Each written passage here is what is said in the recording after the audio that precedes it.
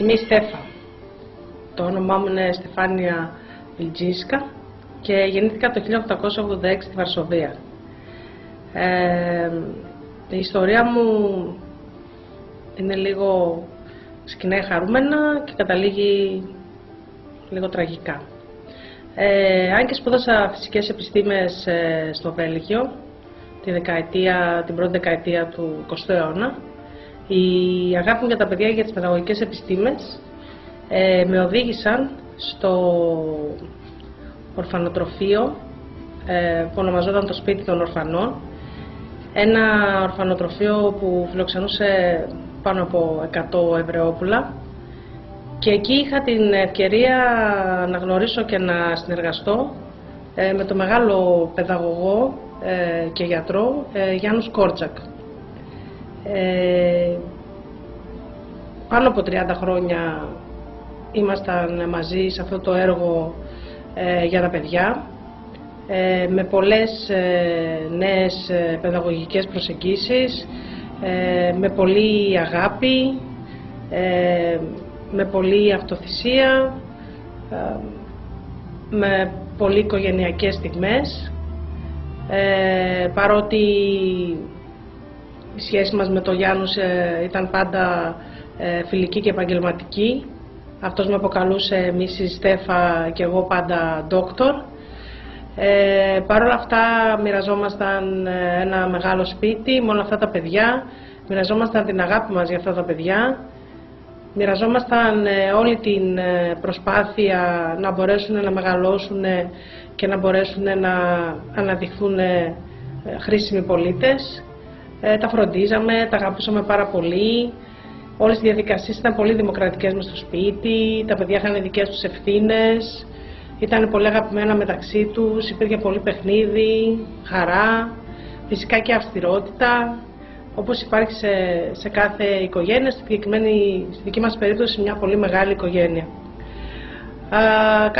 Κάποια διαστήματα ήταν και αρκετά δύσκολα φυσικά, όπως στον Πρώτο Παγκόσμιο Πόλεμο, που ο Γιάννους, ο Κόρτζακ, έπρεπε να φύγει το 1914 για να υπηρετήσει ως γιατρός στον Πρώτο Παγκόσμιο Πόλεμο, και εκεί μόνη μου πλέον στο σπίτι με τα παιδιά ήταν μια αρκετά δύσκολη κατάσταση. Φυσικά επανήλθε και όλα συνέχισαν με τον ίδιο ρυθμό και ακόμα καλύτερα. Είχαμε πάρα πολλούς μαθητές, οι οποίοι μάλιστα μεγαλώνοντας, πολλοί από αυτούς πηγαίνανε και πίσω στο Ισραήλ, στην τότε Παλαιστίνη. Συγκεκριμένα θυμάμαι ότι έχω επισκεφτεί μαθητές μου στα Κιμπούτζι το 32, το 36, το 38, έκανα επισκέψεις στα εκεί παιδιά μου, και παρόλο που μου επιμένανε πάρα πολύ ότι ήδη είχα προσφέρει πάρα πολλά και έπρεπε να μείνω εκεί κοντά τους, δεν το αποφάσισα ποτέ και πάντα επέστρεφα στο ορφανοτροφείο, στα άλλα μου παιδιά, τα πιο μικρά. Η αλήθεια είναι ότι ειδικά το 39, στην τελευταία μου επίσκεψη, τον Απρίλιο του 39, μου επιμέναν πάρα πολύ τα παιδιά μου εκεί να μείνω, γιατί η κατάσταση στην Ευρώπη ήταν ήδη τραγική και πάρα πολύ δύσκολη και φαινόταν ότι τα πράγματα θα δυσκολεύσουν ακόμα περισσότερο. Όμως δεν μπορούσε η συνείδησή μου να διανοηθεί ότι θα άφηνα πίσω στο έλεος τους τα παιδιά στη Πολωνία. Και αυτή ήταν η αλήθεια, γιατί τον Σεπτέμβριο του 1939 οι Γερμανοί μπήκαν τελικά στην Πολωνία, την καταλάβανε. Η κατάσταση επιδεινωνόταν συνεχώς. Μάλιστα τον Νοέμβριο του 40, μέσα στο χειμώνα μας ζητήθηκε να εγκαταλείψουμε το ορφανοτροφείο μας που βρισκόταν μέσα στη Βαρσοβία, που ήταν ένα πάρα πολύ ωραίο κτίριο, με κήπους, με δωμάτια ξεχωριστά για τα παιδιά, με ωραίες κουζίνες. Μας ζητήθηκε λοιπόν να το εγκαταλείψουμε και να βρεθούμε ξαφνικά σε ένα παλιό βρώμικο κτίριο μέσα πλέον στο γκέτο της Βαρσοβίας, όπου οι συνθήκες ήταν πάρα πολύ δύσκολες, όμως με πολύ δουλειά προσωπική του Γιάννου Κόρτζακ, δική μου και του υπαλληλικού προσωπικού, το οποίο μας ακολούθησε σε όλη αυτή τη διαδικασία, μπορέσαμε και το στήσαμε λίγο πιο ανθρώπινα, έτσι ώστε τα παιδιά να μπορούν να συνεχίσουν να ζουν σε ένα όσο το δυνατόν περισσότερο ανθρώπινο περιβάλλον. Ο Κόρτζακ έκανε τρομερές προσπάθειες ώστε να μπορούν να υπάρχουν φάρμακα για τα παιδιά, τρόφιμα για τα παιδιά. Οι συνθήκες όμως ήταν κάκιστες μέσα στο γκέτο, πάρα πολύ δύσκολες. Μπορώ να πω ότι ήμασταν και σε προνομιακή θέση λόγω του Κόρτζακ, ο οποίος ήταν ένας πασίγνωστος επιστήμονας της εποχής, ένας άνθρωπος που το σεβόντουσαν όλοι και με αυτόν τον τρόπο μπορούσε να εξοικονομεί κάποια αγαθά περισσότερα. Η αλήθεια είναι ότι μπορούσαμε άνετα να εγκαταλείψουμε το γκέτο και τα παιδιά ανά πάσα στιγμή, εγώ ως Πολωνέζα, εκείνος ως μια εξέχουσα προσωπικότητα της εποχής. Όμως επιμέναμε και μέναμε με τα παιδιά και μείναμε με τα παιδιά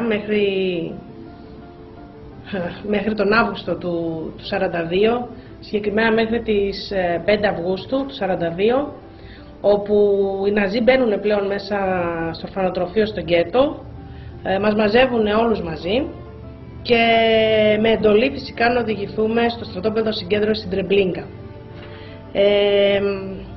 Εκεί για άλλη μια φορά έχουμε τη δυνατότητα να φύγουμε, να σώσουμε την ζωή μας.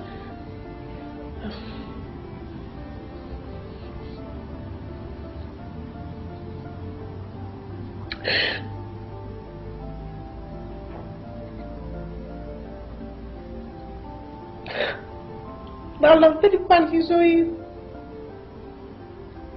χωρίς τα παιδιά σου και έτσι φυσικά με τα παιδιά συνεχίσαμε, πήγαμε στο σταθμό. Όλη αυτή η πορεία μας μέσα στη Βαρσοβία ήταν συγκλονιστική. Άλλες φορές τραγουδούσαμε, προσπαθούσαμε να ψυχώσουμε τα παιδιά ότι πάμε κάποια εκδρομή. Άλλες φορές καταλαβαίναν και αυτό ότι κάτι δεν πάει καλά. Φτάσαμε στο σταθμό. Ακόμα και την τελευταία στιγμή ένας φίλος του Κόρτζακ του πρότεινε διαβατήριο για να φύγει για Αμερική, όμως δεν έκανε βήμα πίσω. Ανεβήκαμε στο τρένο, καταλήξαμε στο σταθμό της Τρεμπλίνκα, κατεβήκαμε, μας χωρίσανε σε άντρες και γυναικόπαιδα, μας βγάλαν φυσικά τα ρούχα για να μας πάρουν όλα τα υπάρχοντά μας και μέσα από τον Σολίνα, το γνωστό Σολίνα της Τρεμπλίνκα, που ήταν ένα μονοπάτι με σειρματόγραφα γύρω-γύρω, οδηγηθήκαμε στον φούρνο των αερίων, όπου αφήσαμε την τελευταία μας πρωί στις 6 Αυγούστου του 1942.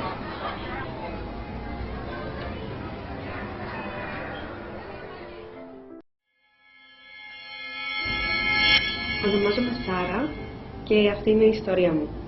Γεννήθηκα στο Μόναχο ένα χειμωνιάτικο πρωινό του 1923. Έπειτα από μένα ήρθα στην οικογένεια και άλλα δύο παιδιά, τα αδέλφια μου, η Ρόζα και ο Νταβίδ. Ζούσαμε πολύ όμορφα και πολύ αρμονικά στο κέντρο του Μονάχου.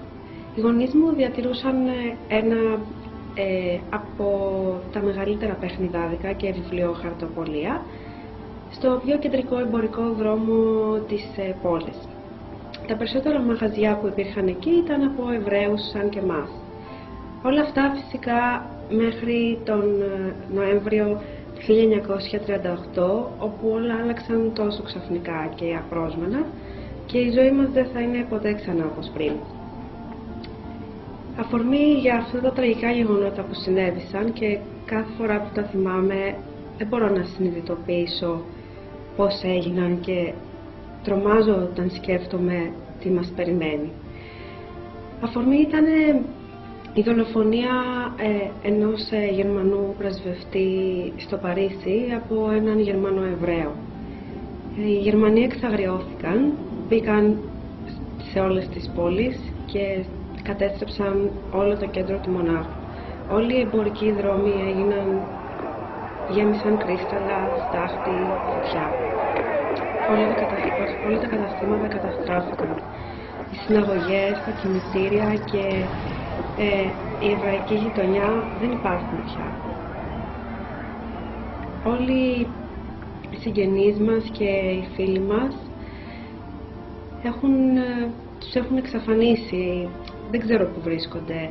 Τους πήραν και ακούμε ότι τους έχουν μεταφέρει σε κάποια στρατόπεδα και κάνουν καταναγκαστικά έργα.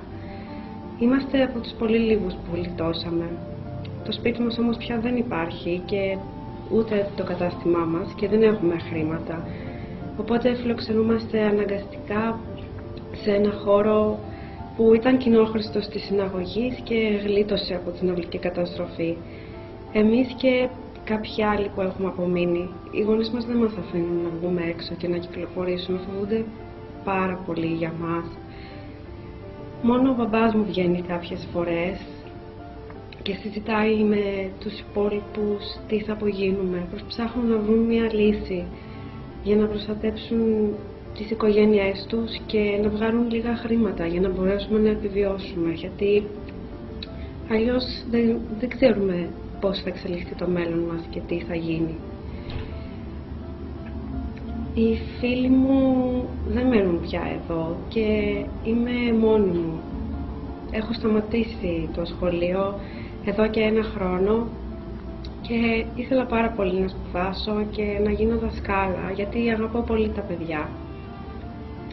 Μου άρεσε πολύ και το πιάνο. Ήταν το όνειρό μου, αλλά τώρα έχω σταματήσει τα πάντα και τα αδέλφια μου επίσης έχουν σταματήσει το σχολείο.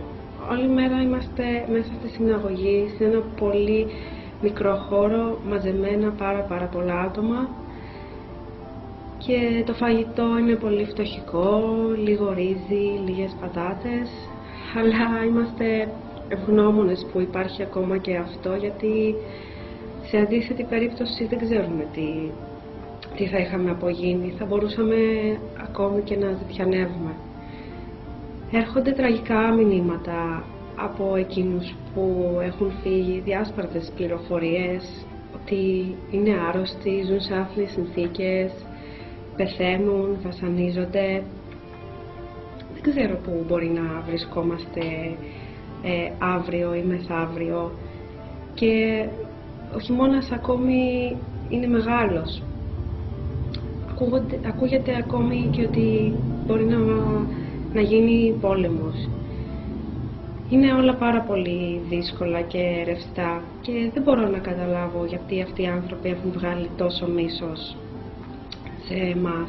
Τι τους κάναμε, δεν τους ενοχλήσαμε. Παλιά ζούσαμε πολύ αρμονικά μαζί με τους γηγενείς στο κέντρο του Μονάχου. Δεν είχαμε προβλήματα και είχα πολλούς φίλους Γερμανούς. Νομίζω ότι η ζωή μας δεν θα είναι ποτέ ξανά όπως πριν και φοβάμαι πάρα πολύ για τους δικούς μου και εκείνους που έχουν φύγει ήδη, αλλά και την άμεση οικογένειά μου που έχουμε απομείνει εδώ. Μακάρι να μην γίνει κάτι χειρότερο, αλλά φοβάμαι πάρα πολύ για τη ζωή μου και τους δικούς μου. Το όνομά μου είναι Χέλκα και η ιστορία μου ξεκινά κάπως έτσι. Γεννιέμαι το 1925 στη Γερμανία και είμαι γόνος μεγαλοαστικής οικογένειας. Ο πατέρας μου διαθέτει ένα μεγάλο βιβλιοπωλείο στο κέντρο του Βερολίνου που λέγεται Buchstabieren και φαντάζεστε όλοι τι συνέβαινε εκείνη την εποχή στη Γερμανία όσον αφορά το θέμα της ελεύθερης κυκλοφορίας των βιβλίων και τις σχέσεις με τους κρατικούς φορείς. Σε μέρες ζωφερές όπου κυριαρχεί η απουσία ειρήνης και η μυρωδιά του πολέμου είναι τόσο έντονη, πώς μπορώ να κάνω τις επιλογές που πραγματικά επιθυμώ? Είναι βράδυ, γύρω στις 12 παρά. Χτυπάει το τηλέφωνο και καλούν τον πατέρα μου. Είναι από την Κεστάπο. Η φωνή του παγώνει. Τον βλέπω να πέφτει κάτω στο πάτωμα τρέμοντας. Μισή ώρα αργότερα η μητέρα μου με καλεί σε οικογενειακό συμβούλιο. Η κατάσταση είναι δύσκολη και μας έχουν ζητήσει να καταδώσουμε τις Εβραίες φίλες μου. Τι να κάνω?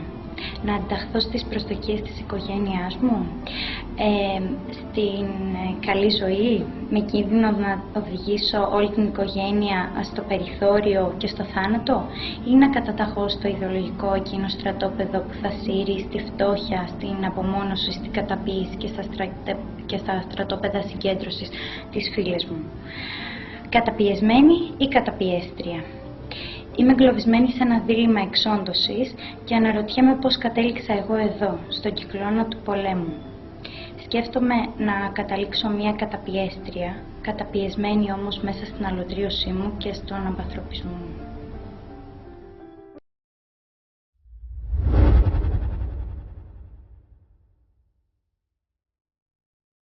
Μαριάννα, πώς ήταν η εμπειρία σου ζωντανό βιβλίο στο πρόγραμμα Human Library? Η εμπειρία ήταν μοναδική, μπορώ να πω. Όταν είδα το κάλεσμα για αυτή την δράση, μου κίνησε πάρα πολύ την περιέργεια όλο αυτό το ζωντανό βιβλίο, το ανθρώπινο βιβλίο, και ενώ στην αρχή ξεκίνησα να ενδιαφέρομαι από περιέργεια, και μετά από το κομμάτι που αφορούσε τον ναζισμό, με τον οποίο ασχολούμαι εγώ της παιδαγωγικής ειρήνης, μπαίνοντας όλη αυτή τη διαδικασία, εκτός από μια μοναδική εμπειρία όπου γνώρισαμε κι άλλα άτομα πολύ ενδιαφέροντα και σημαντικά, ήταν, χωρίς να το περιμένω, όλη αυτή η διαδικασία, παρόλο που δεν ήταν ένα προσωπικό βίωμα, ήταν πάρα πολύ λυτρωτική. Αυτό δηλαδή, η λέξη που μπορώ να πω για αυτή την εμπειρία ήταν λυτρωτική. Ποια στιγμή δεν θα ξεχάσεις? Δεν θα ξεχάσω τη στιγμή που είχα κάποια αναγνώστρια, η οποία συγκινήθηκε, αλλά παράλληλα και απογοητεύτηκε, γιατί μου έκανε την ερώτηση αν τελικά η Στέφα, ας πούμε, είχε σχέση με τον Κόρτζακ, και της είπα ότι όχι, ότι η σχέση τους ήταν πάντα φιλική, ήταν μια σχέση σεβασμού, μια επαγγελματική σχέση, και εκεί λίγο απογοητεύτηκε που όλο αυτό δεν είχε και ένα love story μέσα, ας πούμε. Θα ξαναγίνει ζωντανό βιβλίο? Ναι, φυσικά. Μακάρι να μας δοθεί ευκαιρία να ξαναγίνω ζωντανό βιβλίο. Σε ευχαριστούμε πολύ, Μαριάννα. Και εγώ ευχαριστώ πάρα πολύ. Στέλλα, πώς ήταν η εμπειρία σου? Ομολογώ ότι είχε πάρα πολύ ενδιαφέρον και δεν είχα την ευκαιρία να συμμετέχω προηγουμένως σε κάποια παρόμοια εκδήλωση, σε κάποια παρόμοια δράση. Είχε πολύ ενδιαφέρον γιατί κλήθηκα να αναπτύξω πάρα πολύ τη φαντασία μου και να παρουσιάσω την ιστορία με μια φυσικότητα και μια αμεσότητα για να μπορέσω να προσελκύσω το ενδιαφέρον του αναγνώστη. Και με τελείωσαν πάρα πολύ οι αντιδράσεις των αναγνωστών για τις ιστορίες όλες όσες αφηγήθηκαν γενικά, και παρατήρησα ότι ζούσαν, αντιλαμβάνονταν σε πάρα πολύ μεγάλο βαθμό το μήνυμα των ιστοριών κατά κάποιο τρόπο. Είχαν ερωτήσεις, έδειχναν ενδιαφέρον και μου άρεσε πάρα πολύ αυτό. Νιώθω ότι είχε έντονη διαδραστικότητα. Θυμάσαι κάποια αντίδραση η οποία θα σου μείνει? Ναι, προσωπικά οι περισσότεροι αναγνώστες με ρωτούσαν με αγωνία πολύ έντονη τι έγινε στο τέλος, που κατέληξε η Σάρα και η οικογένειά της, και ένιωθα ότι οι περισσότεροι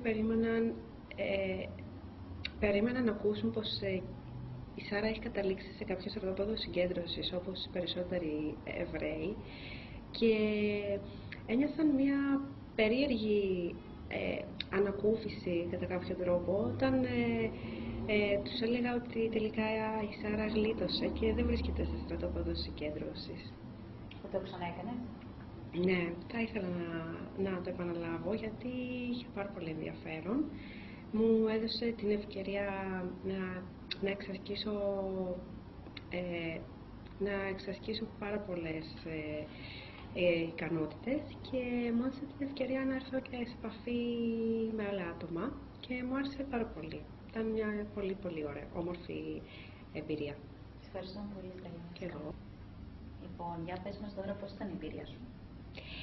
Η εμπειρία μου ως ανθρώπινο βιβλίο ήταν απίστευτη. Ήταν η πρώτη φορά που συμμετείχα σε μια τέτοια δράση και πραγματικά ήταν άνοιξε μπροστά μου ένα διαφορετικός τρόπος ανάγνωσης των βιβλίων, γιατί απέναντί σου έχεις έναν άνθρωπο, στην προκειμένη περίπτωση ήμουν εγώ, και έβλεπα πόσο διαφορετικές είναι οι αναγνώσεις ανάμεσα στους ανθρώπους που έρχονταν απέναντί μου και μπορούσαμε να αναπτύξουμε μια διαφορετική σχέση με τον καθένα. Προσπερνούσαν κεφάλαια, κάποιοι άλλοι επέμεναν σε συγκεκριμένα σημεία και όλο αυτό μου έκανε πολύ εντύπωση και στο τέλος προσπάθησα να το κάνω και λίγο διαδραστικό, να τους κάνω και εγώ μια ερώτηση και αυτό νομίζω ήταν που με κέρδισε. Το πώς απαντούσαν και έδιναν οι ίδιοι μια λύση, τι θα έκανα στην αντίστοιχη περίπτωση. Θυμάσαι κάποια απάντηση που σου έκανε εντύπωση? Αυτό που μου έκανε εντύπωση ήταν ότι οι περισσότεροι επέλεγαν με βάση την καρδιά, με βάση τη λογική ίσως, επέλεγαν δηλαδή την οικογένεια, επέλεγαν τα σταθερά, τις σχέσεις αίματος και δεν επέλεγαν να σώσουν τις φίλες τους που κινδύνευαν, επέλεγαν αυτό, την καλή ζωή και ας γινόταν και οι ίδιοι καταπιεστές. Το ξαναέκανες? Βεβαίως και θα το ξαναέκανα και νομίζω ότι θα προσπαθούσα να το κάνω και με παιδιά μαθητές μου, ας πούμε, και μαθήτριές μου από ευπαθείς ομάδες, έτσι ώστε να ανοιχτούν και να προβάλλουν και οι ίδιοι την ιστορία τους ως ανθρώπινα βιβλία σε άλλους ανθρώπους από πιο προνομιούχες ομάδες. Σας ευχαριστούμε πολύ. Και εγώ.